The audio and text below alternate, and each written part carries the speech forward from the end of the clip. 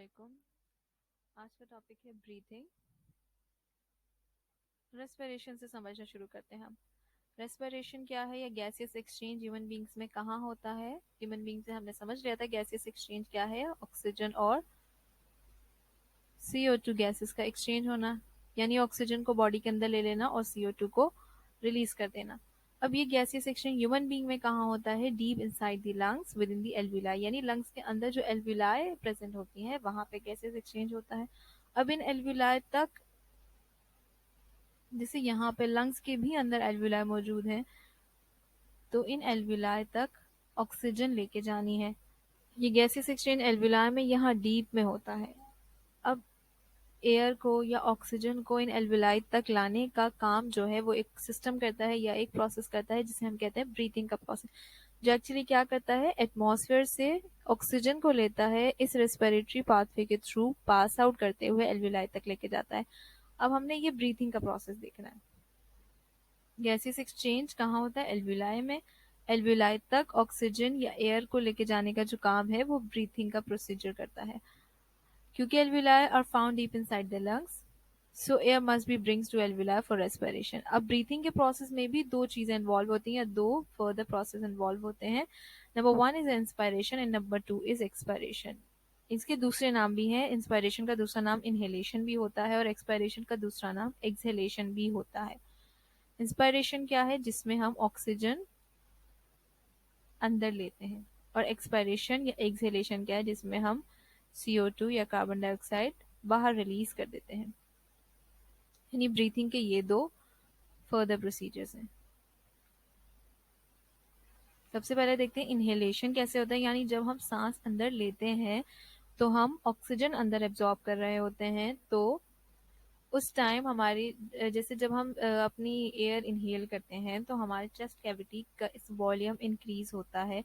तो वो सब कुछ कैसे होता है, हमारे लंग्स में इतना स्पेस कैसे क्रिएट होता है, तो सबसे पहले क्या होता है, डायफ्राम कॉन्ट्रैक्ट्स। इनहेलेशन का प्रोसेस अभी हम पढ़ रहे हैं, इसमें डायफ्राम कॉन्ट्रैक्ट्स होता है। डायफ्राम क्या है, इस डायग्राम में देख सकते हैं कि ये रहे हमारे लंग्स और ये है डायफ्राम। लंग्स के जो बिल्कुल नीचे एक मसल होता है उसको कहते हैं डायफ्राम, जो कि रेस्पिरेशन, जो कि ब्रीथिंग में परफॉर्म करता है।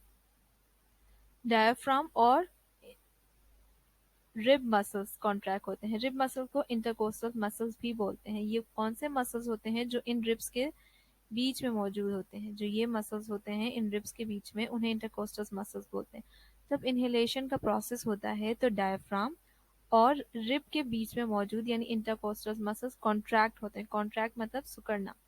अब जब ये सिकुड़ते हैं, डायफ्राम कॉन्ट्रैक्ट होता है तो ये नीचे की तरफ मूव करता है, और जब रिब्स के मसल्स कॉन्ट्रैक्ट होते हैं तो रिब केज पूरा बाहर की तरफ मूव करता है, एक्सपेंड होता है। अब जब डायफ्राम नीचे की तरफ मूव हुआ और रिब केज आउटवर्ड मूव हुआ तो क्या होता है, यहाँ का वॉल्यूम इंक्रीज हो जाता है, यहाँ स्पेस बढ़ता है। अब जब स्पेस बढ़ गया तो यहाँ पे एक स्पेस क्रिएट हो जाता है जिसकी वजह से हम एयर इनहेल कर पाते हैं। और जब हम एयर इनहेल करते हैं तो लंग्स मजीद एक्सपेंड होते हैं। तो ये था इनहेलेशन। अब एक्सहेलेशन क्या होता है, यानी हमने ऑक्सीजन अंदर ले ली या हमने एयर अंदर ले ली, अब हम जाहिर सी बात है सांस बाहर भी छोड़ते हैं। तब जब हमने इनहेलेशन में पढ़ा बिल्कुल उसके ऑपोजिट होता है। डायफ्राम, वहाँ डायफ्राम रिलैक्स होता है, रिब्स या इंटरकोस्टल मसल्स भी रिलैक्स होते हैं। डायफ्राम रिलैक्स होकर ऊपर की तरफ मूव करता है और इंटरकोस्टल मसल जब रिलैक्स होते हैं तो अंदर की तरफ मूव करते हैं, रिब केज अंदर की तरफ मूव करता है। उसकी वजह से क्या होता है कि जो यहाँ का जो जितना भी वॉल्यूम है वो कम हो जाता है। अब जब यहाँ वॉल्यूम कम हो जाता है तो यहाँ पहले से जो मौजूद एयर थी उसका प्रेशर बढ़ना शुरू हो जाता है। जब प्रेशर बढ़ता है एयर का तो अल्टीमेटली क्या होता है, हम एयर बाहर रिलीज कर देते हैं, और ये कौन सी एयर होती है, कार्बन डाइऑक्साइड।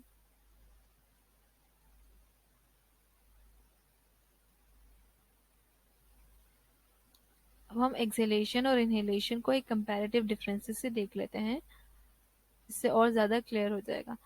इंस्पायरेशन या इनहेलेशन में क्या होता है, air enter from atmosphere to lungs through air passageway, यानी एक रास्ते से, जो जिस रास्ते में क्या है, ट्रेकिया, ब्रोनिकाई, ब्रोनिक्यूल्स, इन तमाम रास्ते से गुजरते हुए एटमॉस्फेयर से एयर जो है वो एंटर होती है और लंग्स तक जाती है। जबकि एक्सहेलेशन या एक्सपायरेशन में इसका ऑपोजिट होता है, एयर एक्सहेल आउट होती है from lungs to atmosphere. From lungs to atmosphere. Inhalation में क्या होता है? Air from atmosphere take to lungs and to alveoli. Air जो है वो एटमॉस्फेयर से ली जाती है और लंग्स और एल्विलाई तक पहुंचाई जाती है, जबकि एक्सहेलेशन में बिल्कुल इसका ऑपोजिट होता है। एयर मूव आउट, एयर बाहर मूव करती है लंग्स से एंड पासेस फ्रॉम एयर पैसेजवे। अब इसमें कौन कौन से ऑर्गन्स या कौन कौन से पार्ट परफॉर्म करते हैं? डायफ्राम और इंटरकोस्टल मसल्स कॉन्ट्रैक्ट होते हैं। एक्सहेलेशन में क्या होता है? इसका ऑपोजिट होता है, डायफ्राम और इंटरकोस्टल मसल्स रिलैक्स होते हैं। इनहेलेशन में क्या होता है? जब हम सांस अंदर लेते हैं तो चेस्ट वॉल्यूम इंक्रीजेस, जबकि एक्सहेलेशन में क्या होता है? जब हम सांस बाहर छोड़ते हैं chest volume decreases. When volume increases, air pressure inside lungs decreases. जब चेस्ट का वॉल्यूम इंक्रीज होता है तो उनके अंदर, लंग्स के अंदर मौजूद जो थोड़ी बहुत एयर होती है उसका प्रेशर कम होना शुरू हो जाता है। When chest cavity decrease, जबकि एक्सहेलेशन में क्या होता है? जब चेस्ट कैविटी डिक्रीज होती है वहां के अंदर का प्रेशर बढ़ना शुरू हो जाता है, तभी तो हम सांस बाहर छोड़ते हैं। एयर मूव करती है एटमॉस्फेयर से लंग्स तक, जबकि एक्सहेलेशन में क्या होता है? Air force to out of lungs. अब हमने देखना है गैसियस एक्सचेंज एल्वियोलाई में कैसे होता है। अब हमने इतना तो समझ लिया कि गैसियस एक्सचेंज जो एक्चुअली होती है ऑक्सीजन CO2 की, वो होती है बेसिक रेस्पिरेटरी सरफेस में, जो क्या है? वो है एल्वियोलाई। अब एल्वियोलाई में, क्योंकि देखें एल्वियोलाई बहुत सारी होती हैं, यही कहने के लंग्स में बंचेस की फॉर्म में एल्वियोलाई मौजूद होती हैं और जिनके सराउंडिंग में कैपिलरीज का एक नेटवर्क होता है जहाँ पे ब्लड फ्लो करता है। लेकिन ये ब्लड और एल्वियोलाई के बीच में ऑक्सीजन और CO2 का डिफ्यूजन कैसे होता है वो हमने देखने के लिए सिर्फ एक एल्वियोलाई को कंसिडर कर लेते हैं। ये एक एल्वियोलाई है, ठीक है, जिसकी ये वॉल है जो सिंगल सेल की लेयर की बनी हुई होती है, ठीक है, ये सिंगल सेल की लेयर है। उसके बाद क्योंकि हर एल्वियोलाई के सराउंडिंग में कैपिलरीज का नेटवर्क होता है तो ये है कैपिलरी, ये पूरी।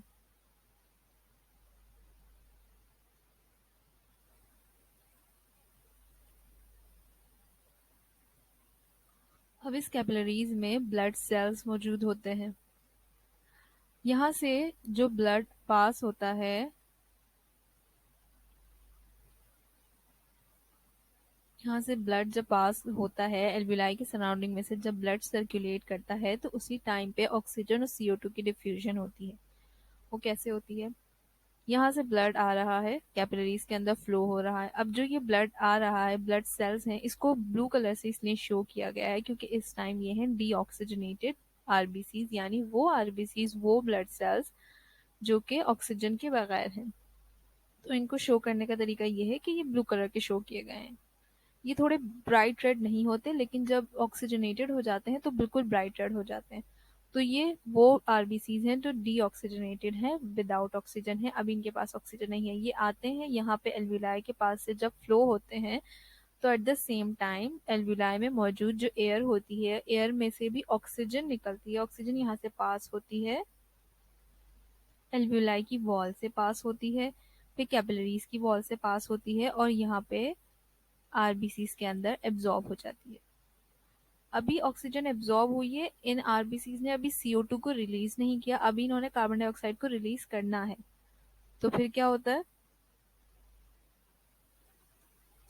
ये ब्लड सेल्स फ्लो होते हैं और एट द सेम टाइम जब उन्होंने ऑक्सीजन एब्जॉर्ब की, अब कार्बन डाइऑक्साइड को रिलीज करेंगे। कार्बन डाइऑक्साइड भी ऑपोजिट पाथ से रिलीज हो जाती है। कैसे?